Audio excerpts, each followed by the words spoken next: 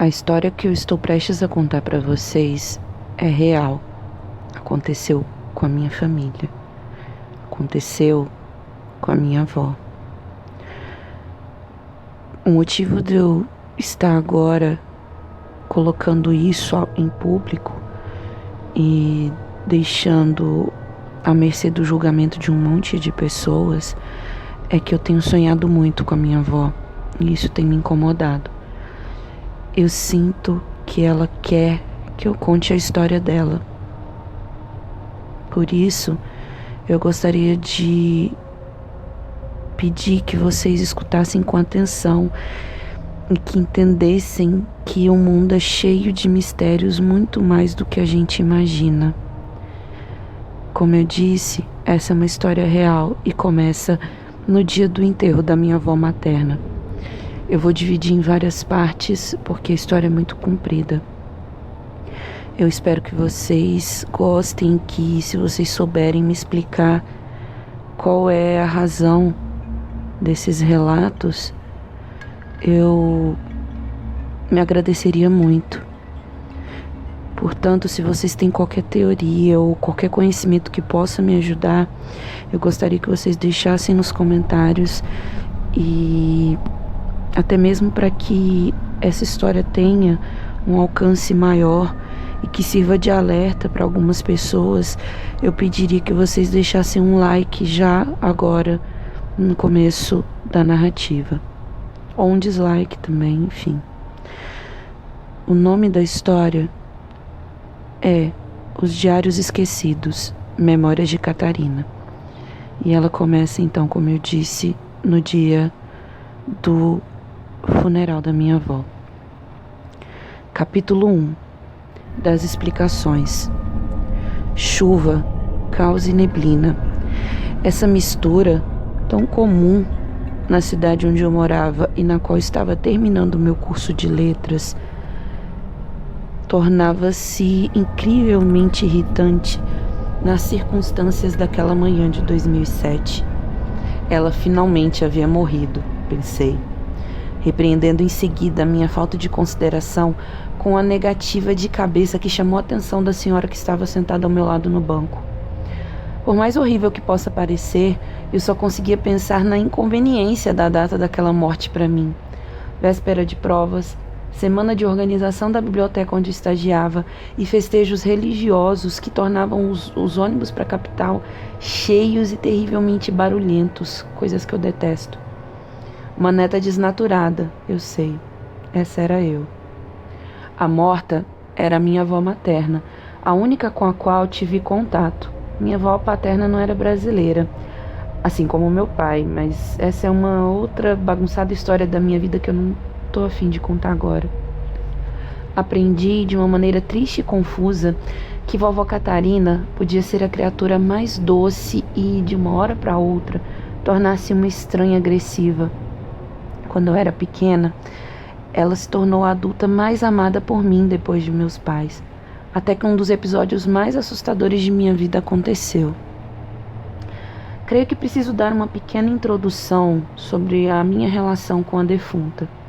Na infância, como não morávamos na cidade de vovó, sempre que chegávamos de carro em sua casa após uma longa viagem, eu já descia em disparada para me sentar no tapete, aos seus pés, e ouvir mais uma de suas histórias.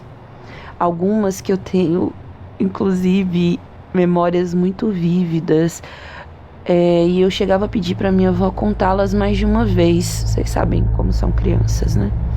Nessa época, no auge dos meus 5, 6 anos de idade, ela foi uma figura central. Eu trocaria qualquer TV para estar ali pertinho dela, bebendo, entre aspas, suas palavras mágicas. Nunca ouvi ninguém contar histórias como Catarina. De vez em quando, gosto de chamá-la pelo primeiro nome, me faz sentir como se me referisse a uma amiga. Não encarem como uma falta de respeito. Longe disso. Para alguém que havia nascido em 1925, o período em que pouquíssimas pessoas pobres podiam se dar ao luxo de serem alfabetizadas, vovó havia sido professora, alfabetizadora. Ensinou muita gente a ler e a escrever em escolas rurais, e se você nunca esteve em uma, Pense em locais absolutamente improvisados, com celeiros e paióis que abrigavam dezenas de crianças de idades variadas para assistirem à mesma aula.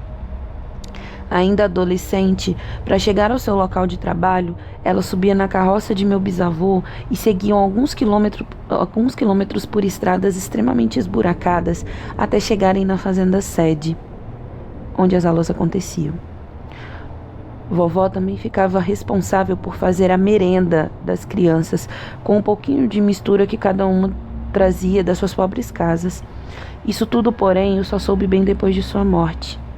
Olhando pela janela do ônibus intermunicipal, agora, me perguntava em que ponto havia desligado tanto daquela mulher, aparentemente tão fascinante. O fatídico episódio em 1991 havia sido crucial, sem dúvidas, e é algo que me assombra até hoje. Mas nada é tão simples. Tentava traçar em meus pensamentos uma ordem cronológica do desapego que eu tive em Catarina, para que o sentimento de neta desnaturada não me consumisse até o fim da viagem de menos de 1 hora, até o funeral. Agora eu vou contar o primeiro evento que me lembro e que me deixou terrivelmente assustada com as atitudes de vovó Catarina. Era 1991. Na data em questão, aproveitando de um feriado prolongado, fomos à casa dos meus avós. No caminho, que durava pouco mais de 3 horas, eu irritava meu pai com perguntas repetitivas sobre estarmos chegando ou não. Algo que ele respondia com a paciência de um monge. Já havia repassando na cabeça todas as histórias que pediria para ouvir, e inclusive a cabra cabriola, uma das mais macabras, era a minha preferida. E vendo por esse lado, parece que desde criança eu dava indícios dos meus gostos incomuns de hoje. Minha irmã mais nova também estava ansiosa, mas muito mais pelas frutas que comeria direto do pé, no pomar enorme no quintal da minha avó. Chegamos. Como sempre, desci correndo e na cabeça de minha mãe estava fazendo uma desfeita, já que eu ignorava a horda de tios, primos e primas para me juntar à vovó Catarina. Ela não estava à vista. Entrei em seu quarto e estava deitada. Como era uma criança sem noção, já cheguei gritando o seu nome e pulando na cama para abraçá-la. Na estrada, agora, uma freada brusca me fez voltar para a realidade, para o presente. A senhorinha ao meu lado, pouco mais nova que Catarina, a despeito de estar segurando um rosário, xingou o motorista em alto e bom som. Apreciando a anedota do momento, parei para pensar no funeral. Certamente estaria repleto de parentes que, conforme cresci, percebi que eram pessoas com as quais eu gostaria de ter o menor contato possível. Questão de afinidade mesmo. Vovó havia tido 9 filhos e minha mãe era a segunda mais velha de 3 mulheres. Todos sofreram as duras penas de morar na roça, mas até que tinham se saído bem em seus estudos. Já não poderia dizer o mesmo do caráter deles, né? Mas prometo não lidar com o family issues agora. Todo mundo sabe que as famílias são problemáticas. Ter que socializar com aquela gente toda já me dava pequenas crises de pânico, que só quem é tímido em sua essência vai entender. Tentando não antecipar o inconveniente dos encontros, voltei a pensar em 1991. Voltando ao passado. Quando subi na cama, mal percebi vovó se mexendo e agarrando meu braço com força. Ela olhou dentro dos meus olhos e, com uma voz que eu não conhecia, falou, baixinho: "Tu pensa que é mais esperta que nós, ratinha? Nós vamos esperar você dormir hoje." Não sei se pelo susto ou pela dor do aperto, eu gritei de uma maneira que jamais havia gritado antes. Foram necessárias 2 pessoas, gente, isso é sério, eu me arrepio só de lembrar. Foram necessárias 2 pessoas para fazer com que ela me soltasse. Eu só gritava e chorava. Meu braço, roxo por dias. Como a minha pessoa preferida na vida havia tido a coragem de me assustar e me machucar daquela forma? Ela estava em crise, diziam os da casa. E naquela casa moravam, além da minha avó e meu avô, a minha tia solteirona e mais 2 primos. Eu não sabia o que era crise. Eu só sabia que aquilo não era a minha amada velhinha. O susto fez com que eu nunca mais tivesse coragem de compartilhar o mesmo cômodo sozinha com ela por anos e me afastei. Com o tempo eu vi que esse afastamento deixou a vovó Catarina muito triste. Mas isso é uma outra história. Naquela noite, dormi agarrada à minha mãe. Chegando na cidade onde cresci, agora no presente novamente, e na qual ela morava com a minha tia mais velha desde que o vovô Augusto havia morrido de câncer, fui direto para o funeral. Funerais feitos em casa eram uma tradição da minha família. E inclusive foi assim quando meu pai faleceu, alguns anos antes da vovó. Eu achava peculiar, mas ao mesmo tempo interessante e meio esquisito. As roupas pretas que eu tinha se resumiam a camisetas de banda. Fase rebelde, que bom que você passa. Portanto, eu escolhi algo mais claro, mas que fosse mais adequado. Caminhei as poucas quadras que separavam a casa da minha mãe da residência da minha tia. De cara, na entrada do portão, haviam 2 fotos expostas. Uma, recente, mostrava a vovó sorrindo e com um ar meio perdido e engraçado. Os cabelos absolutamente branquinhos, penteados em 2 tranças, o vestido florido e o excesso de peso davam a ela um ar divertido e maternal. Na outra foto, do casamento, mostrava uma jovem muito bonita, magra, pálida, de cabelos curtos e penteados ao estilo dos anos 40. Um vestido branco surpreendentemente elegante e um rosto muito harmonioso que passava, na minha percepção, uma certa tristeza. Se ela não tivesse nascido em berço pobre, provavelmente seria uma dessas divas do cinema clássico. Linda, linda. Vovô já não poderia ser considerado um galã, mas a sua altivez dava a ele e ao seu bigode um ar de muito mais idade do que aparentava. Perdida nessas considerações, entrei. O caixão padrão mogno estava no centro da grande sala da casa de minha tia. 4 grandes velas se posicionavam em torno da defunta e davam um certo destaque às rosas brancas que cobriam seu corpo. As rosas no caixão de vovô haviam sido vermelhas, lembrei-me. Já no caixão do meu pai, crisântemos. Foram tempos difíceis. Ela estava muito diferente, inchada. A pele estava mais escura do que eu me lembrava e suas mãozinhas pequenas e gordinhas seguravam uma rosa. Confesso que chorei, silenciosamente, muito mais do que esperava chorar. Lembrei-me do quanto aquela mulher havia sido importante para mim e os arrependimentos por ter me afastado dela tornaram a fustigar a minha alma.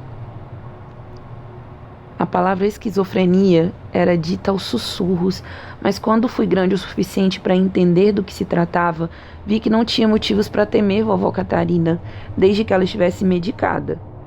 Remédios que, aliás, faziam com que ela se tornasse apática, fria e desligada da realidade. Em resumo, transformavam-na em algo que seria socialmente aceito, mas fisicamente muito deprimente. Não fui ao sepultamento. Confesso que não gostaria de ter aquela imagem gravada na minha mente. Não havia comparecido ao cemitério nem quando meu pai havia falecido, 8 anos antes. Eu achava todo aquele ritual de seguir o caixão até a sua sepultura muito macabro, muito sufocante. Assim, fiquei em casa vendo os álbuns de retrato. Havia pouquíssimas fotos de vovó jovem, uma vez que fotografias eram artigos de luxo, mas, por outro lado, muitas fotos dos filhos, netos e bisnetos. Me veio uma vontade enorme de sentar-me para conversar com aquela mulher de olhar triste, mas vamos de clichê. Agora era tarde demais. No dia seguinte, um sábado, mal havia enterrado o corpo e já iniciaram a briga pelos espólios. Os pertences que vieram para a capital quando vovó se mudou estavam em um quarto grande que servia de depósito nos fundos da casa de minha tia. Uma verdadeira tumba de Tutankhamon para os apreciadores de mobiliário vintage. Todos se achavam no direito de ficar com as peças e confesso que até eu me apaixonei por uma cristaleira antiga que havia visto nas fotos. Mas onde colocaria aquilo? Na república minúscula onde eu morava. Preferi ficar quieta. Quanto menos interagisse com aquelas pessoas, melhor. À mamãe sobraram umas panelas de ferro que fui ajudar a buscar. Foi praticamente a única coisa que sobrou depois que a família unida, entre aspas, se digladiou. Senti-me muito feliz por não ter presenciado esse momento específico, diga-se de passagem. Entrando no quarto iluminado por uma daquelas lâmpadas de bulbo antigas, me entristeci. Todos diziam que vovó Catarina tinha muitos ciúmes das suas coisas e o saque havia sido impiedoso. De onde ela estivesse, certamente ficaria furiosa, eu pensei. No chão, poucos pertences. O estrado de uma cama antiga, uma penteadeira quebrada, um baú com o enxoval de vovó, que provavelmente já estava com grande parte de suas peças em frangalhos, as panelas que mamãe levaria e uma caixa escrita cadernos. Perguntei à minha tia do que se tratava aquela caixa e ela me disse que eram agendas, provas antigas, cadernos velhos da avó, enfim, papéis amarelados e sem valor. Me senti magicamente atraída para aquele ponto do quarto. Sentei-me no chão, sobre os joelhos e abri o recipiente de papelão delicadamente. De cara, me deparei com uma bagunça desordenada que cheirava a traça. Cadernos muito antigos, alguns que deviam ter seguramente mais de 50 anos, disputavam espaço com cartas, papéis soltos, cartões postais e contas de água e energia com dezenas de anos de idade. Vocês sabem o jeito que os idosos são, né? Guardam tudo. Me senti hipnotizada imediatamente. A letra de vovó era linda, mesmo depois da velhice, quando já não tinha mais a mesma força para segurar a caneta. Naqueles escritos, então, estava ainda mais bonita. Devo ter ficado muito tempo naquela função, pois minha tia sugeriu que eu levasse a caixa para casa, se quisesse. Ela precisava fechar o quarto porque tinha compromisso. Fiquei absolutamente feliz pela facilidade em conseguir aquilo que para mim era o maior tesouro de todos. Vovó era uma ávida escritora e isso ficou provado pela pesada caixa que carreguei de volta para casa de minha mãe. Não pensem que eu teria fuçado naquilo se a Catarina estivesse viva, ela era bem brava, né? Mas costumo ser bem discreta, apesar de curiosa. No entanto, logo que comecei a ver o que tinha ali dentro, e comecei, mais do que isso, a ler os escritos de Catarina, alguns dos maiores momentos de terror cercaram a minha vida. E eu deixo então para contar o que havia dentro da caixa e o que a Catarina escreveu no meu próximo vídeo, para isso não ficar muito grande. Por favor, assistam o outro e me ajudem a pensar o que havia acontecido com a Catarina. Enfim, eu preciso da ajuda de vocês. Até mais.